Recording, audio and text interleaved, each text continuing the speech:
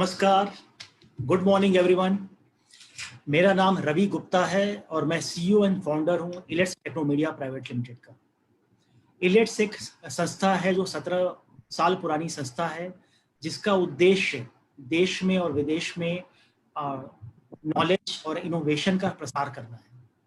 और इस उद्देश्य के लिए हम लोग 4 मैगजीन्स निकालते आए हैं, जिनका नाम है डिजिटल लर्निंग, एक मैगजीन जो हमारी बड़ी इंपॉर्टेंट मैगजीन है, जो आईसीटी इनोवेशन इन एजुकेशन पर काम करती है पिछले 16 सालों से। उसके अलावा हमारी मैगजीन है ई-गव, जो ई गवर्नेंस, आईटी का यूज गवर्नेंस में कैसे हो सकता है, इसके बारे में हम लोग केस स्टडीज देश और दुनिया से हम जो है उसको छापते हैं, प्रिंट में, ऑनलाइन में। उसके अलावा हम एक मैगजीन निकालते हैं ई हेल्थ, जो आईटी का यूज हेल्थ सेक्टर में कैसे हो सकता है, उस पर हम लोग बात करते हैं। और एक और हमारी मैगजीन है बैंकिंग एंड फाइनेंस, पोस्ट की गांव-गांव में कैसे हर आदमी के पास बैंक अकाउंट खुल पाए और फाइनेंशियल इंक्लूजन हो पाए, उसके बारे में हम लोग जो है डिस्कशन करते हैं।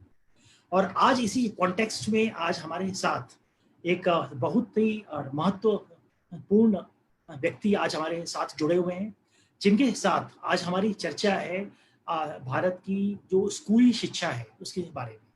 और ये व्यक्ति हैं श्री विश्वजीत कुमार सिंह, जो कमिश्नर हैं नवोदय विद्यालय समिति, और he is also the chairman of national institute of open schooling NIOS। तो बहुत बहुत धन्यवाद विश्वजीत जी, आपका इस कार्यक्रम में आने के लिए हमारे साथ। थैंक यू रवि गुप्ता जी, आपको रियली थैंक्स कि आपने मुझे मौका दिया कि अपने सारे जो भी एजुकेशनिस्ट हैं, जो भी इसमें इंगेज्ड हैं, उनसे बात करने का। और समय भी बड़ा सामयिक है कि पोस्ट कोरोना में पूरा पैराडाइम जो एजुकेशन का है वो शिफ्ट कर रहा है, और लगभग सिनारियो जो नज़र आ रहा है 1-1.5 साल के लिए कम से कम, मुझे जो लग रहा है it will B quite different, माने अलग हट के होगा। और उस संदर्भ में एक और मैं आपको बताऊं कि जस्ट मैंने 2 दिन पहले चार्ज लिया NIOS का, जो डिस्टेंस एजुकेशन से रिलेटेड है। तो अब लगभग रूरल एरियाज के लिए एक कॉम्प्रिहेंसिव सेटअप हम देख सकते हैं। जी, तो बहुत बहुत बधाई हो एक विश्वजीत कुमार सिंह जी की, आपको चेयरमैन ऑफ NIOS का भी जो वो प्रभार मिला है।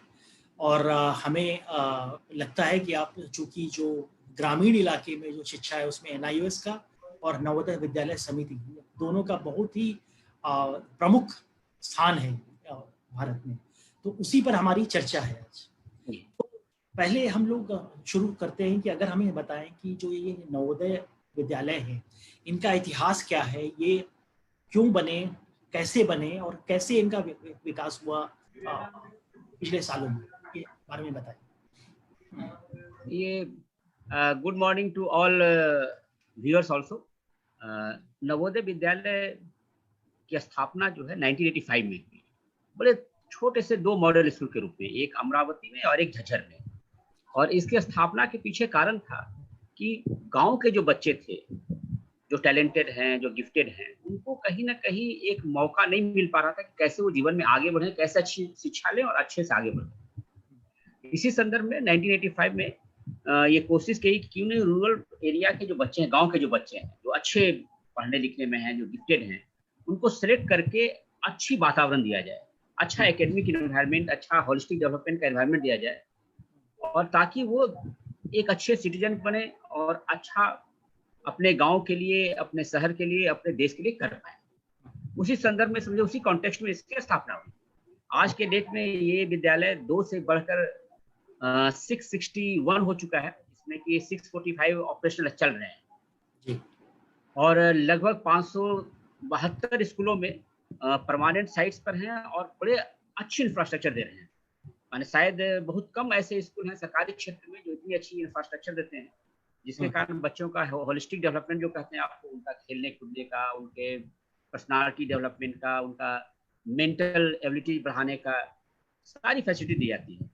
और आपको बताते हुए मुझे ये खुशी हो रही है कि पिछले साल से ये हमने हर विद्यालय में एक मेल और एक फीमेल साइकोलॉजिकल काउंसलर्स भी दिए, जो बेसिकली न केवल उनका इसका ध्यान रखेंगे कि वो मेंटल ग्रोथ कैसा हो रहा है, बल्कि उनकी हम्म, डिफरेंट स्ट्रेस है, परिवार से दूर रहना, इस एज में बहुत सारी प्रॉब्लम्स आती है, वो उनका टेक केयर करेंगे। और इसके साथ मुझे और एक खुशी है कि इस मेजर के कारण हमारे यहाँ कुछ घटनाएं होती थी, वो लगभग खत्म हुई, एक मेजर। और यदि आप एकेडमिक्स की जर्नी की बात करेंगे, तो एकेडमिक्स के जर्नी में शुरू में तो हमने शुरुआत जो की थी, लेकिन आज के डेट में आपके भी मैगजीन ने one of the best residential school है गवर्नमेंट सेक्टर में, और आईआईटी जेई सिविल सर्विसेज में शायद one of the best performing school है। साथ ही साथ हमने पिछले 4 सालों से कोशिश की कि ये जो बच्चे टैलेंटेड थे, इनको विदेशों में जो बड़े अच्छे नामी ग्रामी यूनिवर्सिटी है, उन्हें मौका नहीं मिलता था। अब ये बच्चे इंपीरियल कॉलेज लंदन हो या एमसी कॉलेज लंदन हो या आपको ऑक्सफोर्ड हो, डिफरेंट ब्रांचेज में जा रहे हैं। अच्छा। और अपने बलबूते पर जा रहे हैं। इनको केवल हमने फैसिलिटेट किया, हमने इनको कुछ पैसे नहीं दिए, चाहे हेल्प नहीं किया। इनकी अपनी क्षमता है जिसके आधार पर ये जा रहे हैं। थोड़ी बहुत दूसरे ऑर्गेनाइजेशन से उनको हेल्प कर रहे हैं, लेकिन अदरवाइज इनकी अपनी क्षमता को मैंने पूरे एनवीएस ने कोशिश की कि इसको निखारा जाए, उनको वो भी मौका दिया, वही मौका उनको मिल रहा है। खेल कूद में भी ये काफी तेजी से आगे बढ़ रहे हैं। और जो आपने पूछा जर्नी अब एक ऐसे पड़ाव पर है जहां से मैं समझता हूं कि जेएनवी एक एक ऐसे जोन में जाने के लिए तैयार है जहां की शायद ऑल टॉप स्कूल्स जितने हैं वो इनसे कम्पीट करने की लालसा रखते हैं। बहुत ही अच्छा आपने बताया कि अगर बहुत ही खुशी की बात है कि अगर हमारे ग्रामीण इलाकों के बच्चे आज अगर ऑक्सफोर्ड या कैम्ब्रिज में जाने की सोच रहे हैं और एक्चुअली जा रहे हैं और अपने बूते पर जा रहे हैं, तो इससे अच्छी बात क्या हो सकती है देश के लिए। अब एक चीज मैं आपसे यही पूछना चाहूंगा कि कुल कितने बच्चे नवोदय विद्यालय समिति के स्कूलों में पढ़ रहे हैं और कितने टीचर्स हैं, और आपके पास जो इंफ्रास्ट्रक्चर है उसके बारे में कुछ बताएं। जी, पहले तो आपने जो गरीब बच्चों के इंपीरियल और ऑक्सफोर्ड के जाने के बारे में बात की, आपको आश्चर्य हुआ कि वैसे बच्चे गए हैं जो कि समझिए ट्रक ड्राइवर के बेटे हैं, डिलीवरी बॉय के बच्चे हैं, जिन्होंने कभी सपने में नहीं सोचा था कि हम ऐसा भी कर सकते हैं। नवोदय ने उनको वो उड़ान दी और वो पढ़ रहे हैं। शायद 1-2 बच्चे तो they are topping in their university also, very well. आपका जहाँ तक था इस बच्चों के संदर्भ में, लगभग अभी 2,80,000 बच्चे और बच्चियां हमारे स्कूलों में हैं। और रेशियो यदि देखिएगा जेंडर वाइज, तो वो लगभग 42-43% समझिए लड़कियां हैं और रेस्ट लड़के हैं। तो जेंडर वाइज भी बड़ा अच्छा है। माने जो बेटी पढ़ाओ बेटी बचाओ बेटी पढ़ाओ का जो अभियान है, शायद जेएनवी इसमें सबसे आगे काम कर रहा है।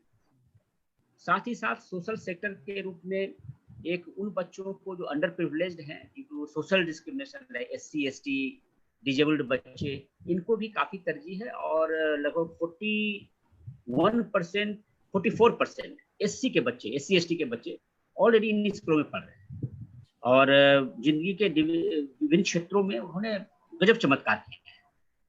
आज काफी बच्चे मिलते हैं, आते रहते, तो उनसे मिलकर लगता है कि चलो इस स्कूल ने कुछ तो उनको दिया है।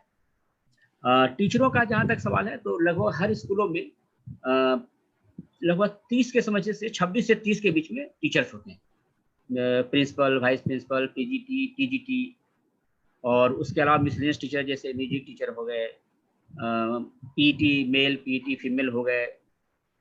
ये सारे सुविधाएं बच्चों को मिली हुई है। इंफ्रास्ट्रक्चर का जहाँ तक सवाल है, तो आप ये समझिए कि इन स्कूलों में लगभग क्लासरूम तो अच्छे हैं ही, लाइब्रेरी हमने कोशिश की कि अच्छी लाइब्रेरी हो और अच्छे रेफरेंस बुक्स उनको मिले। ये ग्रंथालय जैसे है वो हर लाइब्रेरी में लगभग ऑपरेशनल है, चल रहा है। लैब्स वेल इक्विप्ड हो और बच्चे लैब्स में पढ़ने के दौरान थ्योरी सीखे भी, एक्चुअली लर्निंग प्रोसेस हो लैब्स में। उसके बाद हमने कोशिश की है कि जितने विद्यालय हैं उसमें बच्चों का जो क्रिएटिवनेस है, लाइक म्यूजिक में या उनका सिंगिंग में, जो भी उनका आर्ट में, पेंटिंग में, वो ऑल परफॉर्मिंग नॉन परफॉर्मिंग जो भी आर्ट्स हैं उनमें वो एक्सेल करें और उनको हर सुविधाएं जो उनको चाहिए। और पिछली बार मुझे एक वाकया याद है, जैसा आपसे शेयर कर ले रहा हूँ। जी। एक हमारा नेशनल इंटीग्रेशन मीट होता है, दिल्ली में ही था, कैमानी ऑडिटोरियम में। तो हमें ऑनरेबल मिनिस्टर आए हुए थे, तो उन्होंने बच्चों से पूछा कि आप क्या बनना चाहते हो। आपको आश्चर्य होगा, उन्होंने सोचा कि ये सब कहेंगे मैं आईएएस बनूंगा, मैं डॉक्टर बनूंगा, मैं इंजीनियर बनूंगा। लगातार 3-4 बच्चों ने कहा कि हम आर्टिस्ट बनना चाहते हैं, हम टीचर बनना चाहते हैं, हम पेंटर बनना चाहते हैं। सो ही वाज रियली पजल्ड, ये कैसे हो सकता है। तो उसका कारण ये था कि बच्चों को चूंकि शुरू से आप सेंसिटाइज करते हैं म्यूजिक के प्रति भी, पेंटिंग के प्रति, तो कहीं ना कहीं उनमें डेवलप करता है कि चलो हम इसमें भी आगे बढ़ सकते हैं। ये भी एक अच्छा माने होलिस्टिक डेवलपमेंट का कहिए, और एक कैरियर ऑप्शन भी हम ऑफर कर रहे हैं कि आप इसमें भी यदि जाना चाहते हो तो जाओ। गेम्स का जहाँ तक सवाल है और उनका फिजिकल फिटनेस का, तो मॉर्निंग में उनका समझिए पीटी होना और थोड़ा योगा, और इवनिंग में गेम्स मैंडेटरी है। वो उनको खेलना ही खेलना है, 1 से सवा घंटे को खेलना है और जमकर खेलना है। तो खेलने की कई चीज़ें उपलब्ध हैं, जैसे ग्राउंड है, क्रिकेट है। ग्राउंड है तो फुटबॉल हो गया, क्रिकेट हो गया, आपको टेबल टेनिस कहीं-कहीं है, आपके बास्केटबॉल हर में है, वॉलीबॉल हर में है, खो-खो, कबड्डी, जो भी बच्चे खेलना चाहते हैं। और एक विशेषता ये है कि बच्चे ट्रेडिशनल जो हमारे गेम हैं, जिस पर हम फिट इंडिया में बड़ा एम्फेसिस दे रहे हैं, उन गेमों को ऑलरेडी खेलना पसंद करते हैं। क्योंकि बैकग्राउंड उनका ग्रामीण परिक्षेत्र से है, तो उनको अच्छा लगता है और दे आर फिजिकली फिट। इस संदर्भ में जस्ट मैं कोट करूंगा, एक हमारी स्टडी हुई थी। लोग कहते थे बच्चे आपके बड़े कमजोर और पतले दुबले होते हैं जी, तो हमें भी थोड़ा खराब लगता था। तो हमने किसी ने ऑफर किया तो हमने कहा स्टडी करवाओ। तो ये स्टडी हुई। स्टडी में दिल्ली के वो कुछ स्टडी कर रहे थे, कुछ हमारे बच्चों का स्टडी कर रहे थे। तो लगभग 16 स्कूलों में उन्होंने स्टडी की। उसके बाद जो रिजल्ट्स आए, आप बिलीव नहीं करेंगे, उसमें रिजल्ट ये है कि हमारे बच्चे जो 6 क्लास में 9-10 माने 10-11 हेमोग्लोबिन लेवल के साथ आते हैं, वो 14-15 पर थे। पतले दुबले थे, लेकिन वेरी हेल्दी। तब उनको जो डॉक्टर्स सुपरवाइज कर रहे थे, जो उनके डॉक्टर्स जा रहे थे, टीम स्कूलों में टीम जा रही थी, एक्चुअल ब्लड सैंपल्स लेके टेस्ट हुए। तब उनको भी आश्चर्य हुआ कि हम जब शुरुआत किए थे तो हमें तो ये लग रहा था कि आपके बच्चों को बताना पड़ेगा कि एनीमिक हैं जी, ये खाना खिलाओ, ये खाना खिलाओ। उल्टा अब ये हुआ कि हमें दिल्ली के बच्चों को बताना पड़ा कि भाई ये मत खाओ, ये मत खाओ।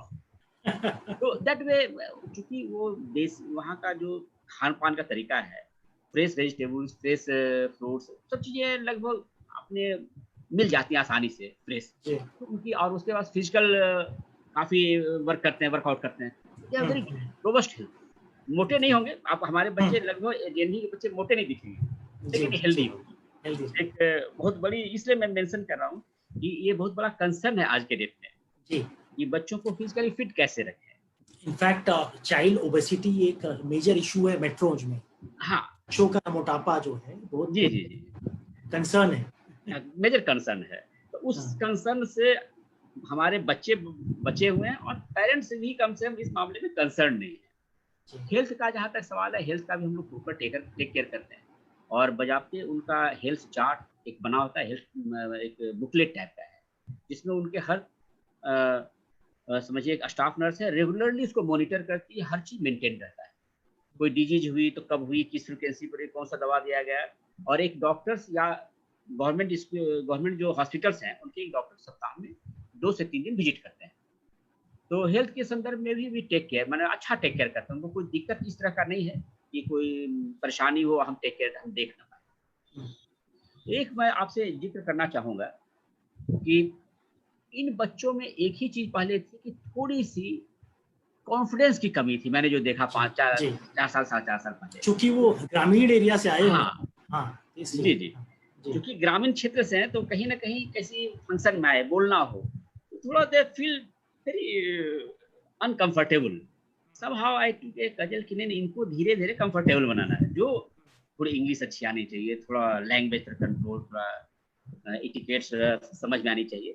करते करते लास्ट ईयर जब आपका ये जो हो रहा था परीक्षा पे चर्चा, माननीय प्रधानमंत्री जब एड्रेस कर रहे थे, तो मैं तवांग के एक बच्चे का इंग्लिश में जो उन्होंने क्वेश्चन पूछने का एलोकेशन जो था, मैं देख के तक उसका 2 क्वेश्चन लगातार नॉर्थ ईस्ट से थे, और तीनों नॉर्थ ईस्ट के बच्चों ने इतनी अच्छी इंग्लिश, इतने अच्छे तरीके से, इतने कॉन्फिडेंस से बोला कि मुझे लगा कि चलो अब इस एरिया में भी पर्सनालिटी डेवलपमेंट में भी नवोदय अब आ रहा है, यानी वो किसी मीटिंग में या किसी फंक्शन में जाए तो पीछे नहीं रहे। तो वो भी एक समझिए एक मेजर हमने फील्ड चुना था, और we are successfully following and हम कोशिश कर रहे हैं कि बच्चों की पर्सनालिटी उभर कर आए। एक चूंकि आपका जो बच्चे हैं ये ग्रामीण क्षेत्रों से आते हैं, आपका जो सिलेक्शन प्रोसेस क्या है इसके बारे में बताएं, इसलिए कि हमारे साथ इस वीडियो पर हजारों लोग जो है फेसबुक पर जुड़े हुए हैं, तो बहुत से आज के दिन बहुत सारे जो ग्रामीण अंचल भी है उसमें भी लोग जो है फेसबुक पर अब देख रहे हैं, तो उनको भी थोड़ा ज्ञान मिलेगा कि नवोदय विद्यालय में अगर उन्हें अपने बच्चों को भेजना हो कैसे भेजें और उसकी प्रक्रिया क्या है। जी जी, इसकी प्रक्रिया जो है एक ये तो एग्जाम बेस्ड है। ये कोई भी एडमिशन किसी पैरवी या कोटे से नहीं हो सकती। ये पूरा एक इंडिपेंडेंट बॉडी एग्जाम लेती है और एग्जाम हम कंडक्ट करवाते हैं, एनवीएस कंडक्ट करवाती है with the help of state education department. लेकिन पूरी evaluation, question preparation and everything is done by some independent body. And exams जो क्लास 3 जगह एडमिशन हमारे होते हैं 3 लेवल पर। एक है क्लास 6 में, एक है क्लास 9 में और एक है क्लास 11 में। क्लास 6 के जो एग्जाम्स होते हैं सारे के सारे नॉन वर्बल टेस्ट है। दैट मीन्स कि हम बच्चे को किसी सिलेबस के अनुसार टेस्ट नहीं करते, हम बच्चे को उसकी क्षमता टेस्ट करते हैं, उसकी मेंटल एबिलिटी, उसकी इंटेलेक्ट, उसका वे ऑफ थिंकिंग, उसका logical reasoning, these all things are check.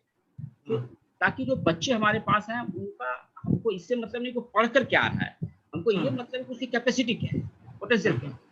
और इसी के आधार पर क्लास 6 में हर स्कूल में 80 बच्चे की सिलेक्शन और सिलेक्शन का प्रक्रिया की वो एग्जाम में हर साल एग्जाम होती है। पहले तो एप्लीकेशन है, एप्लीकेशन में आप अप्लाई करेंगे, फिर एग्जाम होगी, एग्जाम में जो सिलेक्ट होंगे उनको हम अपने स्कूलों में एडमिशन के लिए बुलाएंगे। लेकिन आप आश्चर्य करेंगे, पिछले 3 साल से ये सारा प्रोसेस ऑनलाइन है। बच्चे आप अपने घर में लैपटॉप पर बैठ के बच्चे अपना भर सकते हैं, या कहीं चले गए अपना कियोस्क में अपना भर दिए। अच्छा, तो डाउनलोडिंग जो करनी है एडमिट कार्ड की वो भी ऑनलाइन है। Result declaration and marks is also given online. उनके अलर्ट पर आ जाता है कि हमने selected and so now you fix your counselling date. We ask them कि आप बताओ किस दिन आना चाहते हैं। तो only that day they come to the school और अपना सर्टिफिकेट जो भी है पेपर्स हैं वो दिखाएं और उसका एडमिशन होती है। एक हमने और इसमें सिंप्लीफाई किया कि पहले बड़े सर्टिफिकेट्स लगते थे और हमारे यहाँ बच्चे अपियर होते हैं, लगभग पिछले साल एप्लीकेशन आए थे 31 लाख। तो हमने क्या 31 लाख 31 लाख 31 लाख लोगों ने 31 लाख बच्चों के पेरेंट्स उन सर्टिफिकेट कितने ऑफिसों में दौड़ते होंगे आप समझ नहीं सकते। बिल्कुल इमेजिन क्या हालत होती है, क्या हालत होगी। हम 31 लाख से क्यों मांगते हैं सर्टिफिकेट जबकि हमें 45,000 लेनी है या 50,000। बिल्कुल लोगों को दौड़ाने की अपेक्षा अंतिम में हम करेंगे ना 45,000 50,000 लेंगे। हाँ सही पॉइंट तो है नहीं कि उनको ही दौड़ाए। तो हमने जो गवर्नमेंट की तरफ से MHRD का बड़ा हेल्प रहा, उनसे मैंने डिस्कशन की, they agreed immediately. So online process start हो गई। उसमें हमने कहा कि जिस स्कूल में बच्चा पढ़ता है केवल उसके स्कूल के हेड मास्टर से छोटा सा परफॉर्मा है, मुझे 6-7 लाइन का, वो भर के अपलोड कर दी, बाकी कोई सर्टिफिकेट हमें नहीं चाहिए। तो और ऑनलाइन एप्लीकेशन सारा एप्लीकेशन सेंट्रली आ गया, तो उनको स्कूल की भी चक्कर नहीं लगानी किसी की। बिल्कुल माने आपको एकदम नहीं है, आपको एडमिट कार्ड है, सेंटर पर जाइए, एग्जाम दीजिए, सिलेक्ट हुए, एडमिशन लीजिए। तो होल प्रोसेस है मेड ट्रांसपेरेंट। इसमें एक ही चीज है कि ये एग्जाम बच्चा एक ही बार दे सकता है, केवल 5 minute. You can not repeat, आप रिपीट नहीं कर सकते। एक बहुत बड़ी इसमें है, इसलिए जब भी बच्चे दे तो पूरी तैयारी के साथ दे, और एक ही बार दे सकते हैं तो तैयारी के साथ ही दे, ताकि अनसक्सेसफुल है तो अफसोस ना हो कि हमने तैयारी ना की। एक तो बच्चों को ये सजेशन। और चूंकि नॉन वर्बल टेस्टिंग है तो बहुत ज्यादा कोचिंग और ये सब जो थोड़ी उसके कोई फायदे हैं नहीं। एक्चुअली आपकी इंटेलेक्ट है, आप शार्प है तो यू विल गेट थ्रू, और आप यदि शार्प नहीं है तो you can not do wonders. तो आपको अपनी इंटेलेक्ट को कोशिश करनी चाहिए कि उसको शार्पन करें, ना कि बहुत सारे कोचिंग और मगिंग। एक मुझे रिक्वेस्ट है जो भी बच्चे देख रहे होंगे इसके। दूसरा टेस्ट हमारा होता है क्लास 9 में। क्लास 9 में भी लगभग हम 6,000 बच्चों की एडमिशन लेते हैं। जो कुछ बच्चे होता क्या है कि 6, 7, 8, 9 में ड्रॉप करते हैं, या एडमिशन नहीं लिए, या डिले हो गया, या कुछ कारण से छोड़ दिए। तो वो लगभग हम लोगों ने देखा है 5 से 6,000 के बीच में वैकेंसी होती है। उसके लिए भी हम एक टेस्ट देते हैं, लेकिन ये टेस्ट जो है ये करिकुलम बेस्ड है। जो आपने 8th क्लास में जो पढ़ा है उसी के आधार पर थोड़ी बहुत मेंटल एबिलिटी भी लेते हैं, लेकिन बेसिक आधार करिकुलम ही रहता है जिसके आधार पर एडमिशन होते हैं। लेकिन इसकी कट ऑफ पॉइंट बहुत हाई आती है, इसलिए कि हर डिस्ट्रिक्ट में मैक्सिमम 4 से 5 सीट होगी बस। बस। तो उसमें आप बच्चे अपीयर होते हैं हर स्कूल में, आप बिलीव नहीं करें, एटलीस्ट 700-800। तो 700-800 में 5 बच्चे की selection it's a very very tough. Yes आसान नहीं है। यस। अभी मैं एक कहीं गया हुआ था, एक हमारे एक डिस्ट्रिक्ट कलेक्टर से बात हो रही थी, तो उन्होंने अपने बच्चे के एडमिशन के लिए कहा कि हम एप्लीकेशन भरना चाहते थे। तो जो होता है ना कि उनको बोला कि एप्लीकेशन कहाँ मिले, क्या मिले, फिर वो जस्ट गूगल पर सर्च किया एंड ही गॉट कैरी, तो ऑनलाइन सारा है। तो ही वाज हिमसेल्फ टेलिंग, ये बड़ा आश्चर्य, वहीं बैठे बैठे सारा भर उड़ के खत्म हो गया। I thought how it can happen. जब हम लोग के अपने समय में हम लोग तो भागा करते थे, 10 दिन लगता था अभी से भरने में ही। अब आप समझ सकते हैं कि प्रोसेस को इतना ज्यादा स्ट्रीमलाइंड है और इतना ज्यादा ट्रांसपेरेंट है, और रिजल्ट्स भी उनको जानने की जरूरत नहीं, खुद ही पता चल जाएगा, मैसेज मिल जाएगा।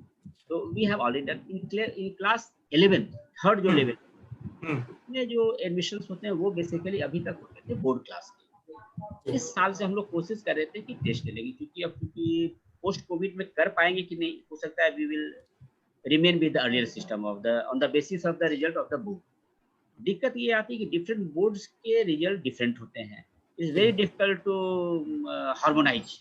केरला बोर्ड को, बिहार बोर्ड को और सीबीएसई बोर्ड को हार्मोनाइज करके एडमिशन लेना इट्स स्लाइटली टफ। तो इसलिए हम लोग कोशिश कर रहे थे, लेकिन हो सकता है ये अगले साल है कि इस साल अब सिचुएशंस सिनेरियो उस तरह के नहीं। ये तो है एडमिशन का। रिजर्वेशन का मैं बता रहा हूँ, इसमें कैसे एडमिशन करते हैं वो बड़ा इम्पोर्टेंट। ये बेसिकली ब्लॉक लेवल पर एडमिशन, माने ब्लॉक लेवल पर जो 2011 के सेंसस की पॉपुलेशन है उसी प्रो राटा बेसिस पर हर ब्लॉक को सीट एलोकेट होता है, और उसी के आधार पर वहां के बच्चों का फिर फाइनली रिजल्ट्स में हम सीट देते हैं। SC/ST का रिजर्वेशन का जहां तक सवाल है, तो SC/ST का जो नॉर्मल रिजर्वेशन है 22.5% तो है ही, लेकिन इस पार्टिकुलर NVS टेस्ट में जो प्रक्रिया है उसमें हम उनको प्रो राटा बेसिस पर लेते हैं। मान लीजिए किसी डिस्ट्रिक्ट में पॉपुलेशन है 24%, तो 24% SC/ST आएंगे। उसमें पॉपुलेशन SC/ST मिला के मान लीजिए 14% ही होते हैं, तो भी 22.5% आएंगे।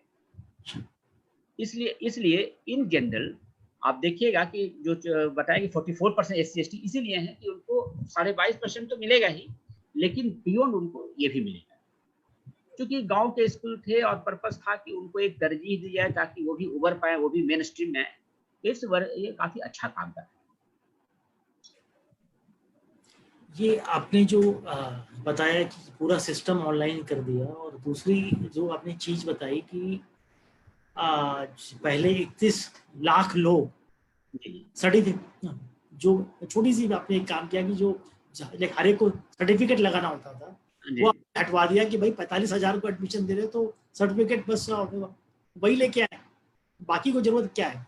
आई थिंक ये बहुत ही क्लासिक एग्जाम्पल है, एक जो कंसेप्ट है बिजनेस प्रोसेस रीइंजीनियरिंग का, इसको BPR बोलते हैं, है ना। तो एक तो है कि कंप्यूटराइजिंग द बैड प्रैक्टिसेस, अगर कोई गलत प्रक्रिया भी उसको कंप्यूटराइज कर रहे हैं तो उससे कुछ नहीं होने वाला, लेकिन अगर उसमें बिजनेस प्रोसेस को रीइंजीनियर कर दें और उन स्टेप्स को एलिमिनेट कर दें जिनकी कोई जरूरत नहीं है, तो उससे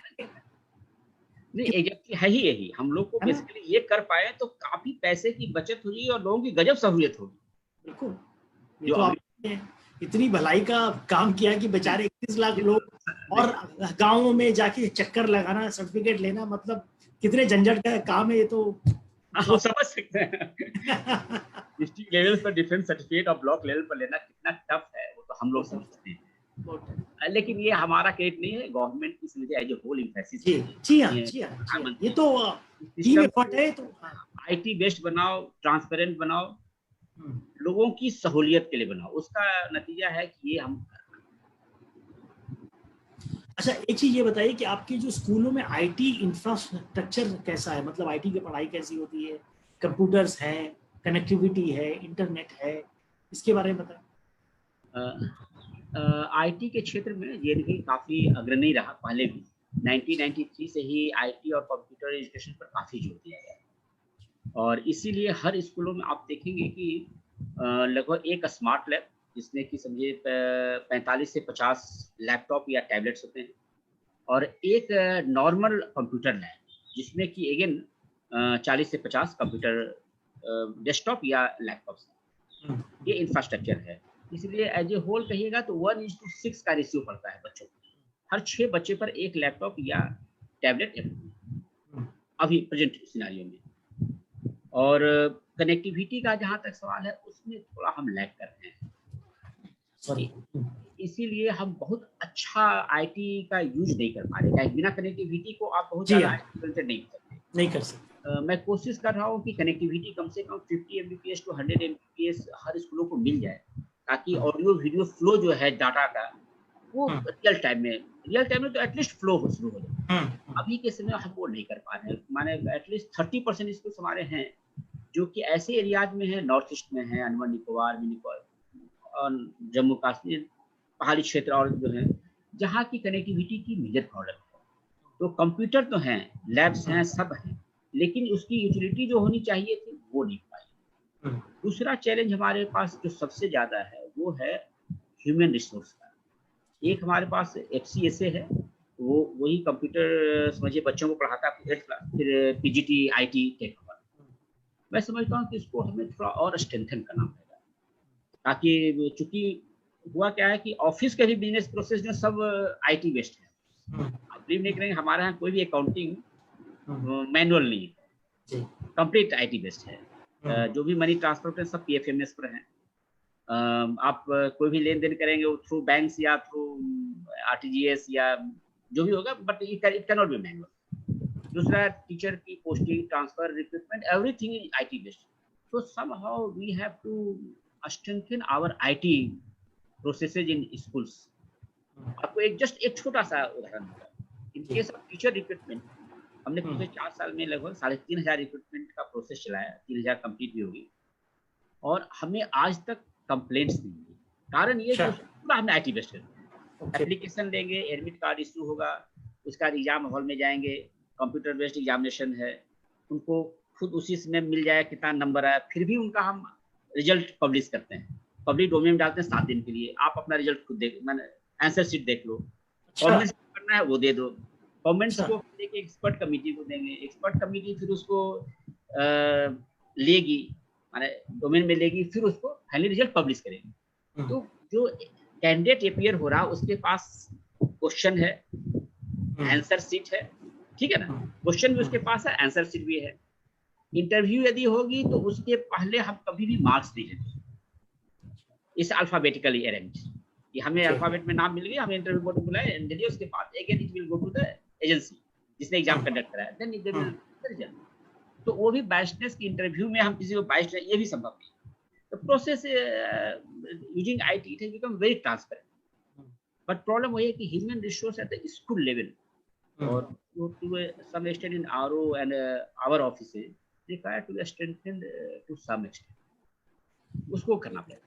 आपके अधिकतर स्कूल्स रूरल एरियाज में है, तो आपके लिए टीचर्स को आपके वहीं पर टीचर्स के हॉस्टल होंगे, स्कूलों में ही हॉस्टल होंगे, तो आपके लिए टीचर रिक्रूटमेंट और उनका रिटेंशन कोई इशू है वहाँ पर? मतलब रूरल एरियाज में टीचर रहना चाहते हैं, उनको कोई मतलब या उनको दिक्कत होती है उसको वहाँ पर? नहीं, आपने बड़ा एक ऐसे पहलू को छुआ है जो कि हमारा बहुत बड़ा दर्द है। मैं आपको क्या कहूँ, हमारे स्कूल सारे के सारे रिमोट एरियाज में ही है बेसिकली, और यदि टीचरों को ये ह्यूमन नेचर है, टीचरों को ऑप्शन मिले बेटर तो नेचुरली वो शिफ्ट कर जाएंगे। इसमें भी हम उनको ब्लेम नहीं कर सकते कि वो शिफ्ट क्यों करें, शायद हम रहे तो हम भी शिफ्ट करें, लेकिन फिर भी हमने कोशिश की है कि रिटेंशन ज़्यादा हो। हमने 15 से 20% का लगभग एट्रिशन है, जो कि हम सिलेक्ट करते हैं वो छोड़कर चले जाते हैं। क्या कि सिलेक्शन प्रोसेस है माने इतना रिगरस है, जैसे टोटल एप्लीकेशंस मान लीजिए 2 लाख आते हैं, आप केवल 1000 सिलेक्ट करते हैं, सिर्फ 1000, और उसमें वो उन टीचरों 2 लाख वो टीचर हैं जो कि बीएड हैं, सीटीटी हैं, मैं वेल क्वालिफाइड, उनमें से 1000 लेने पर ये 20% एट्रिशन रेट मानना चाहिए। कोई बड़ी नहीं है, लेकिन ये है। फिर भी कोशिश करें कि ट्रेनिंग के दौरान, जैसे पहले क्या होता था, टीचर आते थे सीधे स्कूल में जाते थे, हम लोग अब कोशिश कर रहे हैं कि प्रिंसिपल, वाइस प्रिंसिपल, उनको 21 दिन का इंडक्शन कोर्स, इसलिए दें कि उनको जाने के पहले पूरी परिस्थिति समझा दें, उनको ये भी बता दें कि आपके पास क्या-क्या ऑप्शंस हो सकते हैं, आपके क्या-क्या बेनिफिट हैं। इसके फ़ायदे ये हुए हैं कि एटलीस्ट प्रिंसिपल लेवल पर, वाइस प्रिंसिपल लेवल पर, पीजी लेवल पर एटरिशन कम है। दे गेट कन्विंस्ड, क्या है कि प्रमोशन चैनल्स भी हमने अच्छे किए। जैसे पहले अब पीजीटी हमारे यहाँ जो हैं, वो चाहेंगे 7 साल में प्रिंसिपल बन जाएँगे। अच्छा। और वीपी हैं 4 साल में। तो इस तरह से हमने प्रमोशन उनको ऐसा दिया है कि आप यदि अच्छे टीचर हैं और आप you can go up to any level. और एक बार आपकी ब्रांडिंग ठीक-ठाक हो गई, नवोदय में अच्छे टीचर हैं, तो शायद बाहर भी आपको स्कोप काफ़ी है। हमने कोशिश की है कि टीचरों को एनकरेज करें, ट्रेनिंग, हमारे 8 ट्रेनिंग इंस्टीट्यूट्स हैं डिफरेंट रीजन्स में, और उनमें रेगुलर कोर्सेज होते हैं। और हमने मॉड्यूल ये रखा कि हमने कोई परमानेंट स्ट्रक्चर उसमें नहीं रखा। वी हायर पर्सन, जैसे आप जो भी एक्सपर्ट्स हैं उनको बुलाते हैं, हम अपना उनका संदर्भ बता के धीरे-धीरे वो हमारे लिए रियल एक्सपर्ट हो गए, क्या उनको पता है कि आप किस स्कूल के टीचर के लिए जा रहे हैं। It's working very well and retention capacity going up in general, लेकिन 15% है, 15 से 20% अभी।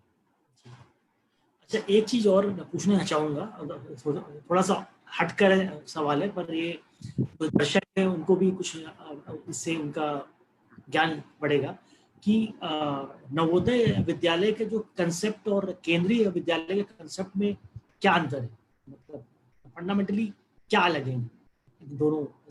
ये जो सिस्टम है, ये अलग-अलग प्रकार के सिस्टम है। आपने बड़ा पर्टिनेंट क्वेश्चन पूछा है, बट जवाब देने में मुझे बहुत कॉशियस रहना पड़ेगा। नहीं, बहुत ही देखिए, ऐसा है कि दोनों के कैचमेंट एरिया एकदम डिफरेंट है। जी।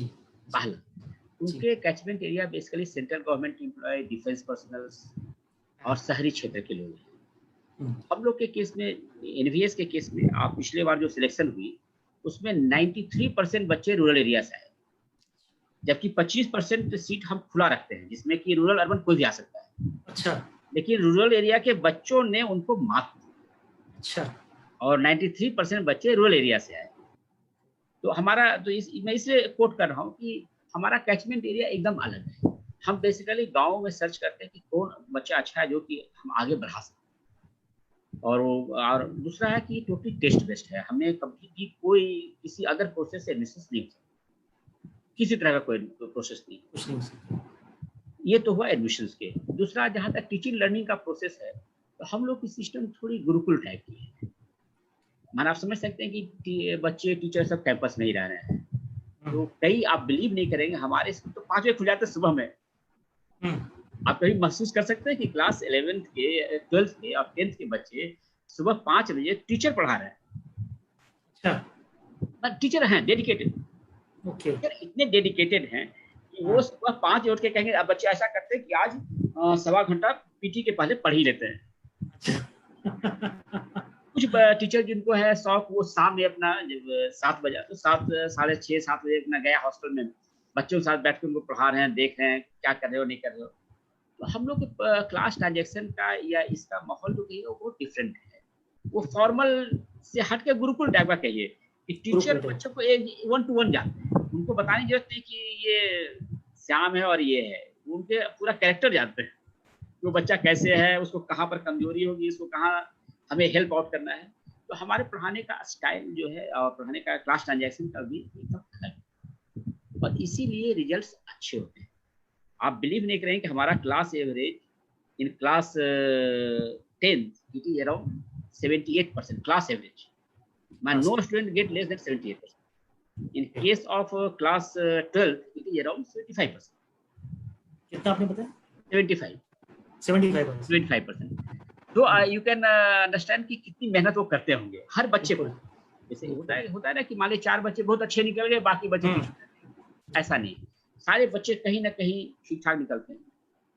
और उसका कारण यही है कि गुरुकुल सिस्टम होने से बच्चों पर, एक एक बच्चे पर इंडिविजुअल ध्यान दे पाते हैं। इसलिए कमजोर से कमजोर बच्चा जो मान लिए आता है अनप्रिविलेज क्लास से, वो भी आगे जिंदगी में निकल जाते हैं। सक्सेस रेट माने समझिए जॉब में या अपने सेल्फ एम्प्लॉयमेंट में काफी अच्छा है। मोर देन समझिए 80% बच्चे लाइफ में सेटल होते हैं, 80% बच्चे अपना जो चॉइस है। तो आपका जो मीडियम है वो क्या है, मतलब इंग्लिश है, हिंदी है, या लोकल लैंग्वेज है? ये वो भी एक डिफरेंस है। केवी और एनवी में डिफरेंस ये भी है कि हमारी लैंग्वेज ऑफ इंस्ट्रक्शन जो है वो है रीजनल लैंग्वेज। जैसे यदि आंध्र प्रदेश से स्कूल चल रही है तो तेलुगु में पढ़ाएंगे अप टू 8th, केरला में है तो मलयालम में पढ़ाएंगे अप टू 8th। मिक्सिंग करते हैं इंग्लिश एंड मलयालम, जो नॉर्मल है, माने नॉर्मल बोलचाल की भाषा में पढ़ाते हैं। कोई बहुत इस तरह की नहीं कि इंग्लिश पढ़ के आओ पहले, ऐसा कुछ नहीं। क्लास 8th के बाद हम कोशिश करते हैं कि वो हिंदी या इंग्लिश में शिफ्ट हो slowly, and slowly either they shift to Hindi और माने इंग्लिश में, किसी में चले गए। उसके बाद 9th 10th 11th 12th ये हमें हिंदी या इंग्लिश में, लेकिन regional language up to class 10 तक बच्चे पढ़ते हैं। और हर स्कूलों में 2 टीचर हैं regional language to take care of their interest, कि उनको कभी कोई दिक्कत हो किसी बच्चे को। और प्लस एक और पर्पस है कि हमारा एक सिस्टम है आपको माइग्रेशन का। माइग्रेशन में क्या होता है, क्लास 9th में लगभग 30% बच्चे जो है कि स्कूल के नॉन हिंदी स्कूल से हिंदी में, और हिंदी स्कूल वाले से नॉन हिंदी में जाते। तो उन बच्चों के लिए भी जरूरी, जैसे मान लिए बच्चा को जो आया है, मान लीजिए केरला से बच्चा आया है मेरठ नेटिव, तो मेरठ में जब बच्चा रहा तो यहाँ हम एक टीचर रखेंगे मलयालम, क्या कि मलयालम उन बच्चों को सीखने का मौका मिले। हिंदी के टीचर तो हैं ही, और प्लस वहाँ के बच्चे जो होंगे मेरठ के, वो मलयालम एज ए लैंग्वेज लेंगे। तो इसे big process of national integration जो बिल्कुल आप हम बेसिकली कर रहे हैं। राष्ट्रीय एकता जो है आप करवा रहे हैं, बहुत बड़ी चीज है, बहुत बड़ी चीज। इसमें एक वाकया सुना रहा हूँ। एक बार एक झज्जर स्कूल में एक फंक्शन हुआ जी, तो उसमें बहुत नॉर्थ ईस्ट के बच्चे आए हुए। यहाँ यार ये क्यों आए हुए, अब बड़े मैंने सब अलुमिनाई। हमने पूछा कि ये क्यों आए, तो कहा सर हमारा तो मणिपुर से माइग्रेशन है। और वो बच्चे इतने रिलेट कर रहे थे यहाँ के बच्चों से, हरियाणा के बच्चों से, कि मैंने रियली में सरप्राइज हो गया कि ऐसा इस लेवल पर रिलेट करना वो अलग हटके है। एक तो आप सिखाते हैं कि हाँ जी ये है, वो अलग है। As a friends, they natural friends because they have grown up in a same school. एक नेशनल इंटीग्रेशन का समझिए बहुत बड़ा एक सोर्स है। जी। अच्छा, आपकी अब जो एक नई जिम्मेदारी है जो आपको अभी बस 2 दिन पहले जो मिली है, national institute of open schooling की, जिसके आप चेयरमैन अपॉइंट हुए हैं, कृपया इसके बारे में थोड़ा सा बताएं कि NIS का विजन क्या है, इसका एस्टेब्लिशमेंट क्यों हुआ है, और आप क्या देख रहे हैं? ऐसा देखिए, NIS का चार्ज मैंने बस 2 दिन पहले लिया है, तो मैं बहुत वेल वर्स्ट नहीं हूँ। लेकिन इसके पहले CV शर्मा साहब chairman, doctor CV Sharma, and उन्होंने काफ़ी काम किया है। और हमको लग रहा है कि DLD जो एक डिप्लोमा इन एजुकेशन का एक कोर्स उन्होंने करवाया, 13 लाख टीचरों का, एक्सेप्शनली वेल था। और उसके साथ ही ऑन डिमांड एग्जामिनेशंस कंडक्ट करवाना, मैंने बेसिकली समझिए NIS का मैंडेट जो है वो उन बच्चों के लिए है जो कि फॉर्मल एजुकेशन सिस्टम को समहाउ नहीं जा पाए, कारण कुछ भी हो, किसी भी कारण से, उनको एक ऑल्टरनेटिव सिस्टम प्रोवाइड करना है। तो उसमें काफी हद तक सक्सेसफुल रहा है। मान लीजिए कोई बच्चा 12 कहीं 8वीं क्लास पढ़ा, शहर में आ गया, मैनुअल लेवल करा, तो उसको मन किया कि हम 12th करना चाहते हैं जी, सिंपल एक एग्जाम्पल दे रहा हूँ।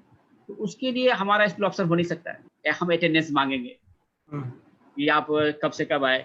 उनके लिए, ऐसे लोगों के लिए, चाहे कोई फार्म लेवल, चाहे इस तरह कोई भी लोग, कोई खेलने वाला बहुत है, रेगुलर कोर्स नहीं कर सकता, उनके लिए समझिए कि एक वरदान है NIS कि वो अपना काम करते करते वो अपना एक डिग्री भी ले सकते हैं, ताकि भविष्य में कभी की जरूरत पड़े तो उसका यूज हो सके। एक तो ये है। दूसरा है, ई-लर्निंग में NIS ने काफी काम किया है।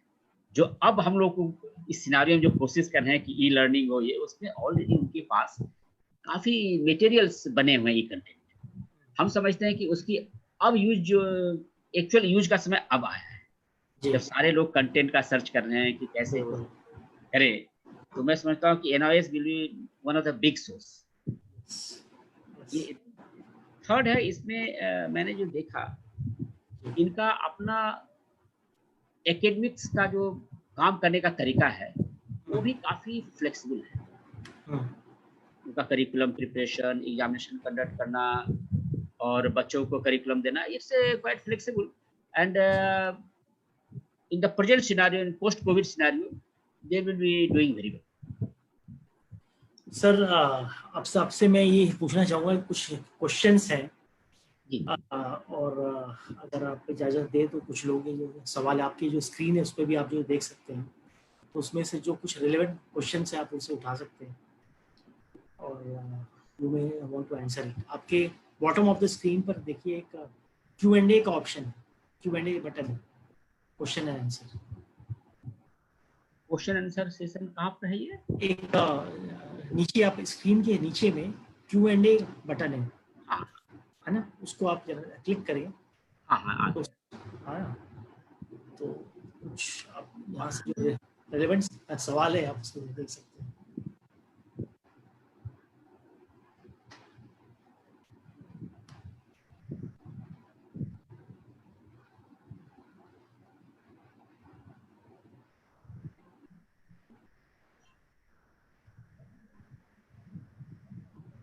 जहाँ तक एनवीएस के ओपन होने का सवाल है, अभी तो लॉकडाउन 14 मई तक है ही।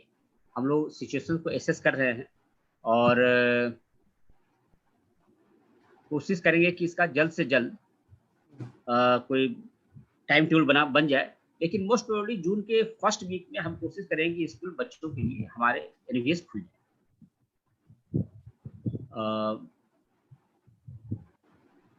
दूसरा प्रश्न है,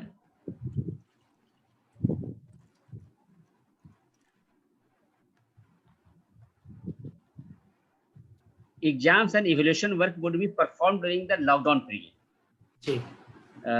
मैं समझता हूं कि इसको CBSE will be better to give the reply, है कि उनको ही कंडक्ट करना है और हमारे लिए इसका जवाब देना उतना उचित नहीं रहेगा। ठीक।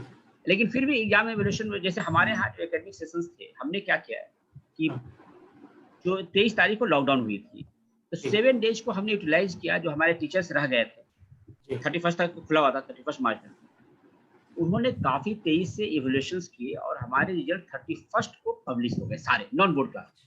अच्छा, हमने पब्लिश कर दिए और रेगुलर प्रमोशंस हुए बच्चों के, हमने वो नहीं किया। क्या हमने 10 मार्च को ही विजुलाइज कर लिया था कि it's going to be a tough situation, तो थोड़ा सा एग्जाम प्रीपोन हुआ था। तो 18 मार्च को all exams were completed for non board classes 6, 7, 8, 9 and 11 and result were published. In case of CBSE, let them reply, because so far तो यही हो रहा है कि हम फिजिकल एग्जामिनेशन लेंगे for 29 सब्जेक्ट जो आया हुआ है पेपर। लेकिन अभी इट ऑल डिपेंड्स अपॉन कि देखिए लॉकडाउन और किस तरह की सिनेरियो बनती है। Ultimately they have to take final decision. और उसके बाद है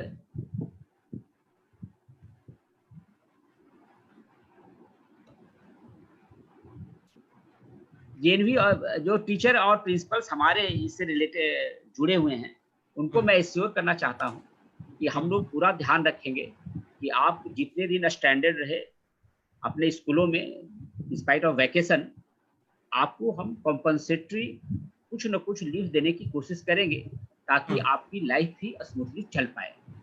हमारा कोई इंटेंशन नहीं है कि लॉकडाउन पीरियड में रह गए और आप अपने बच्चों या परिवार से न मिल पाए। हमें भी महसूस होता है कि आपके स्कूल रिमोट प्लेसेज में, अपने घरों से आप बहुत दूर रहते हैं और आप मिलने के लिए ही 2 महीने की छुट्टी मिलती है। इसलिए आप चिंता मत कीजिए, हम लोग इंगेज्ड हैं इसी से। कुछ क्वेश्चंस में रिपीटिंग है, वही जो क्वेश्चन आप इसमें जो देख सकते हैं कि जो रिलेवेंट लगे आप उसका जवाब दे सकते हैं। हाँ, एक है लॉकडाउन पीरियड में ऑनलाइन एजुकेशन का, इसमें मैं आपसे शेयर करना चाहूँगा, चाहे जो भी इसमें जुड़े हुए हैं हमसे, कि इस केस में हमने 3 स्ट्रेटजी रखी है। पहला तो है कि ऑनलाइन एजुकेशन के लिए ई कंटेंट काफ़ी हमने जो महसूस किया, जो इंटरनल रिव्यूज में ई कंटेंट अवेलेबल है, चाहे वो एनसीईआरटी को हो, चाहे सीबीएसई का, चाहे एनआईओएस का, चाहे अदर प्राइवेट प्लेटफॉर्म पर। दिक्कत है चैप्टर वाइज सीक्वेंसिंग की, subject, chapter and then sequence. हम लोग कोशिश कर रहे हैं कि इन टॉपिक्स पर, जैसे मान लीजिए कि क्लास 6 का सोशल स्टडीज पढ़ना, तो फर्स्ट चैप्टर का जो मटेरियल, एक तो टेक्स्ट होगा जो वो भी एनसीईआरटी ऑनलाइन अवेलेबल है, you can put the text, then put the class transaction PPT और anything, then put the videos, related videos, then activities, and then at last how to evaluate what activity we have given, whether they have learned, to what extent they have learned.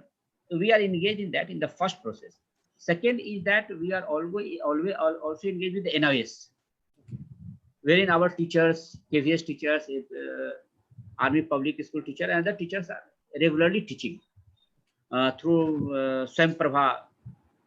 We are also planning to have some kind of this thing, because हमारे जो बच्चे सारे घर rural areas में हैं, rural area में connectivity की problem है, और सोर्सिंग का एक ही जरिया बचेगा, वो बचेगा फिर दूरदर्शन या डीटीएच जो भी कहिए, अदर डीटीएच के जो भी सोर्स हैं। तो हम लोग कोशिश कर रहे हैं कि इसको थोड़ा 15-20 दिन में वर्कआउट करें, ताकि उन बच्चों को 2 लेवल पर हो। एक तो हम उनको ऑनलाइन दें ही, लेकिन जनरल भी क्लास का फीलिंग भी रहे। ऑनलाइन में क्लास की फीलिंग नहीं आ पाएगी, लेकिन एटलीस्ट टेलीकास्ट में क्लास की फीलिंग थोड़ी आती है, सामने टीचर हैं, पढ़ा रहे हैं, आप सुन रहे हैं, यू वुड लाइक टू। इसलिए इन दैट वे हम ऑनलाइन एजुकेशन की कोशिश कर रहे हैं, और हम लोग इंगेज्ड हैं, सब्जेक्ट वाइज सारे टीचर्स लगे for each class, they are already engaged. अब एक question, how to strengthen JNV IT department. इस संदर्भ में जो भी इस पर जुड़े हुए उनको बताना चाहूँगा कि हम लोग प्रपोज कर रहे हैं गवर्नमेंट को कि एक कम से कम ऑफिस में आईटी का बंदा होना चाहिए, सो दैट कम से कम, चूंकि प्रोसेस सारे अब कंप्यूटराइज हो चुके हैं, सारे आईटी बेस्ड हैं, तो नेचुरली वर्किंग मैनुअल हो नहीं पाएगी। आइदर अपने स्टाफ को रीओरिएंट करें, उनको ट्रेनिंग दें, या कुछ पोस्टों को हम डाइवर्ट करें आईटी के। हम लोग प्रपोजल बना रहे हैं, वी आर लेट गवर्नमेंट।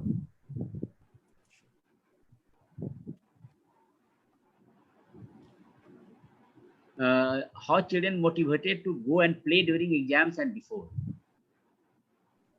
हमारा ये दिक्कत नहीं है, फायदे, चूंकि एनवीएस में बच्चे कैंपस में ही रहते हैं, तो बल्कि बच्चों को खेलने के लिए हमें भेजना पड़ता है, है कि इतना ज्यादा उनमें खुद उत्सुकता है पढ़ने की।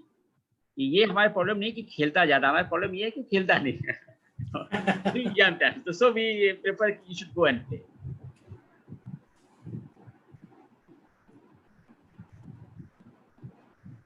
जहाँ तक स्ट्रेंथ बढ़ाने का सवाल है, अभी there is no as such proposal.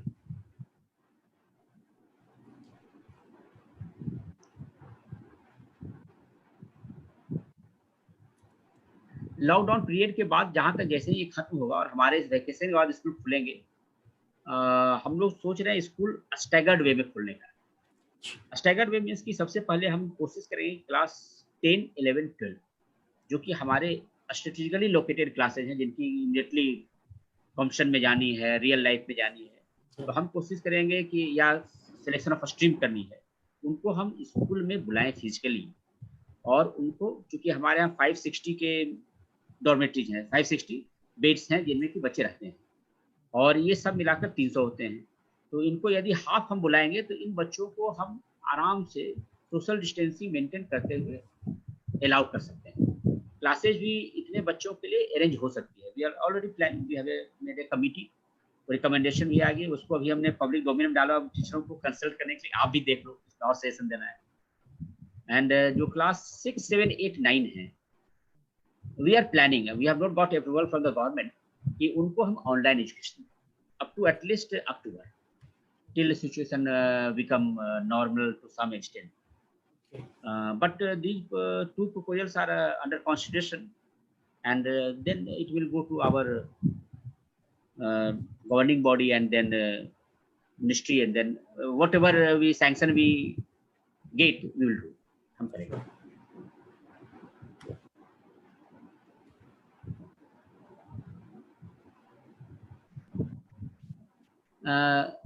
एक क्वेश्चन है अबाउट काउंसलर्स। मैं काउंसलर्स को एश्योर करना चाहता हूं कि आप डिफरेंट प्लेटफॉर्म्स पर जाना बंद करें। हैव द फेथ इन अस, आपको हमें विश्वास रखिए हम कभी भी आपका अहित नहीं करेंगे, और जो अच्छे काउंसलर हैं उनको रिन्यू करने की तो ऑलरेडी इनबिल्ट प्रोसीड्योर है, इसलिए आप चिंता ना करें, हम विल टेक केयर। लेकिन अपने काम में लगे रहिएगा, काम छोड़िएगा।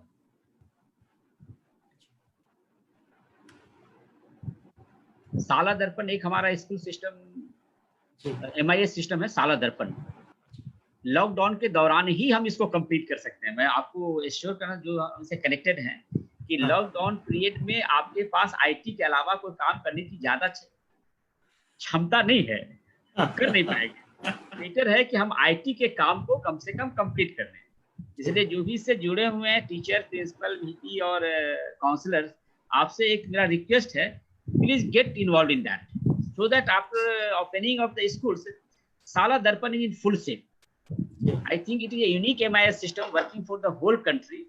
आपने यदि इसमें कोशिश की तो हम सक्सेसफुली नेशन को दिखा सकते हैं कि ऐसे भी MIS हो सकता है।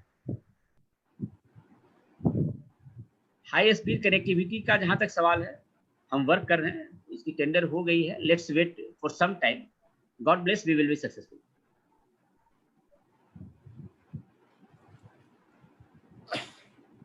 Date of reopening of JNV depends upon the government decision, and इस संदर्भ में डायरेक्टली मैं डिसीजन नहीं ले सकता, क्या कि आप जान रहे हैं कि अभी गाइडलाइंस जो सारे MHA और अंडर डिफरेंट एक्ट इशू हो रहे हैं, उसमें हमारी अथॉरिटी नहीं है, इसलिए हम डिसीजन नहीं ले सकते। Let's wait for the decision of the government,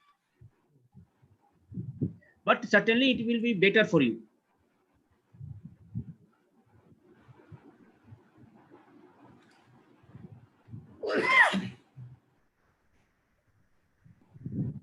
just मैं काउंसलर या FCSA जो इससे जुड़े हैं उनको मैं क्लैरिफाई करना चाहता हूं कि जो भी काउंसलर्स या जो FCSA थे जिन्होंने प्रिंसिपल्स को बताकर स्कूल से गए हैं या स्कूल में स्टैंडर्ड हैं या स्कूल में ही रह रहे हैं, कैंपस में हैं, उनको यदि टर्मिनेट किया गया है या इस तरह की कोई नोटिस दी गई तो kindly don't worry, will take care, हम उसका ध्यान रखेंगे।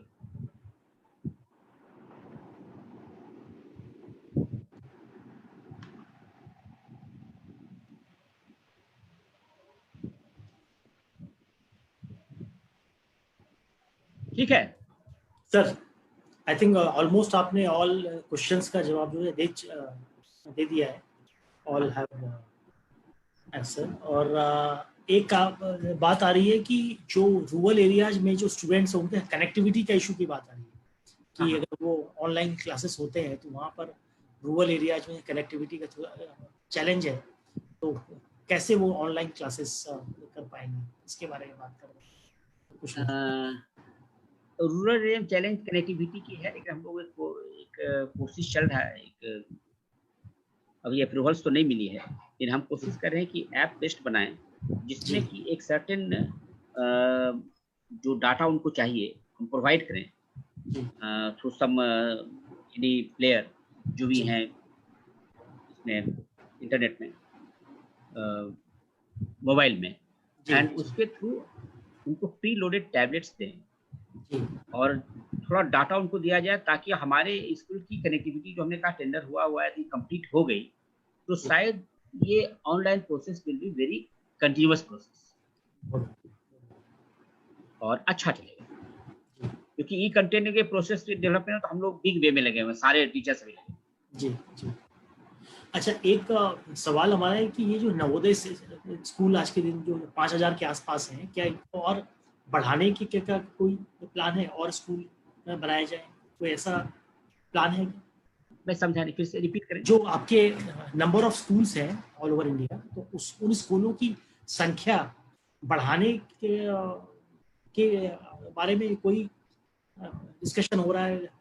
देखिए, मुझसे यदि आप पूछिएगा, यदि मेरा पर्सनल ओपिनियन में दे, ऑफिशियली पर्सनल ओपिनियन में बहुत ज़्यादा स्कूल बढ़ाने से क्वालिटी बहुत अच्छी नहीं रह पाएगी, पहला। लेकिन इन स्कूलों में बच्चों की संख्या बढ़ाई जा सकती है क्योंकि काफ़ी एरिया है, 30 एकड़ का कैंपस है और बहुत चीज़ें हैं जिसको कि बेटर वे में करके पर स्टूडेंट एक्सपेंडिचर भी घटा सकते हैं और ये भी कर सकते हैं। लेकिन स्कूलों की संख्या बहुत बढ़ाएंगे तो फिर अच्छे बच्चे कैचमेंट में नहीं मिलेंगे। तो वो बहुत बड़ा सॉल्यूशन नहीं है मेरे हिसाब से, मेरा पर्सनल ओपिनियन। ऑफिसर जी हाँ, जी हाँ, श्योर। अच्छा, एक सवाल मैं जो आपसे पूछना भूल गया था, जो मुझे शुरुआत में पूछना चाहिए था कि विश्वजीत जी, आपका जो यहाँ पर आने से जो पहले जो कैरियर था उसके बारे में थोड़ा सा हमारे दर्शकों को बताया, जिससे कि लोगों को पता हो कि आपने इसके पहले भी बहुत से विभाग संभाले हैं, तो उसके बारे में कुछ बता दें। जी जी, धन्यवाद। चलिए, आपने एक बड़ा सेंसिटिव इशू छेड़ा है कि मैं बेसिकली फॉरेस्टर हूँ और 89 बैच से हूँ और काफ़ी मैंने 3 स्टेट में काम किया, बिहार, झारखंड और जम्मू कश्मीर, और उसके बाद में सेंटर में आया। बिहार में भी मैं काफ़ी टफ एरियाज में पोस्टेड है, जैसे गया काफ़ी नक्सल इन्फेस्टेड एरिया है, and I posted is Saranda, that is also Naxal infested area as divisional officers. But हमें कभी आज तक प्रॉब्लम्स नहीं हुई, नक्सल एरिया में भी हमने कभी महसूस नहीं किया। इसके बाद मैं सरंडा झारखंड में और गया बिहार में, then I went to Jammu Kashmir. Jammu Kashmir में भी हमने डोडा में और जम्मू में, कठुआ में काम किया और 1998 में काम किया 2000 में, जबकि मिलिटेंसी बहुत पीक पर थी। और फिर भी मैंने महसूस किया है कि यदि आप ईमानदारी से काम करते हैं और डिलीवर करते हैं विदाउट एनी डिस्क्रिमिनेशन, आप लोगों के साथ जुड़ते हैं बिना डिस्क्रिमिनेशन के, आपको सपोर्ट मिलता है। मिलिटेंसी एरिया क्यों ना हो, उसमें भी आपको सपोर्ट मिलता है। क्या कि मैं जिस समय 98 में डोडा में ज्वाइन किया है, I was the first RR to join there, और मुझे आश्चर्य हुआ कि पब्लिक सपोर्ट मुझे गजब मिली। अच्छा, मैं I was surprised, I was नहीं, डर कर गया था थोड़ा पता नया एरिया है, मिलिटेंसी है, ये है, वो है, क्या होगा, लेकिन I got very good response. तो मुझे लगा कि जो डिलीवर और लोगों को लगता है कि उनकी सहूलियतें बढ़ रही हैं और उनके लिए काम कर रहा है, तो आपको दिक्कत। That was my central government में मैं लगभग 13-14 साल काम किया हूँ और डिफरेंट पोजीशंस में काम किया, लगभग मंत्रालय के हर विभाग में काम किया, इंटरनल में जितने भी हो सकते हैं, एडमिनिस्ट्रेशन, फाइनेंस, जो भी है सब मैंने किया। और फॉरेस्ट्री साइड में मैंने आपके ग्रीन इंडिया मिशन से जुड़ा रहा, मतलब बिगेस्ट प्रोजेक्ट को बेसिकली मैंने भी स्टीयर करने में काफ़ी काम किया था। उसके बाद मैं काफ़ी जुड़ा रहा आपके फॉरेस्ट क्लियरेंसेस से, जिसको फॉरेस्ट कन्वर्जन एक्ट कहते हैं, उसके सिंप्लीफिकेशन से, और जहाँ भी रहा कोशिश की कि प्रोसेस को ऐसा बनाए कि पब्लिक को सहूलियत हो। बेसिक जो पर्पस हमारा एज ए गवर्नमेंट सर्वेंट, हम कितनी ज़्यादा प्रोसेस को इस तरह से ट्वीक कर सकते हैं कि it is more public oriented. उनको I should not break the rule, लेकिन I should not make the process commercial.